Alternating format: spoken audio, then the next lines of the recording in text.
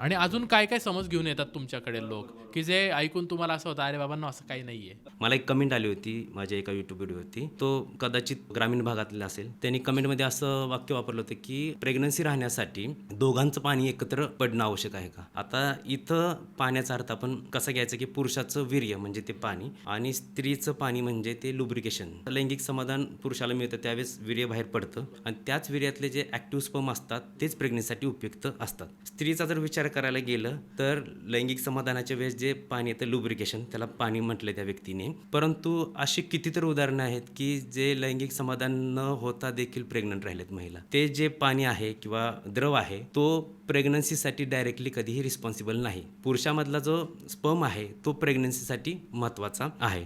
एक वेळ ते लिक्विड स्पर्म जे स्विम होण्यासाठी किंवा वेगाने जाण्यासाठी मदत करू शकतात, परंतु त्याचा प्रत्यक्षरित्या स्त्रीमधल्या लुब्रिकेशनचा प्रेग्नन्सी राहण्यामध्ये कुठचाही संबंध नाही.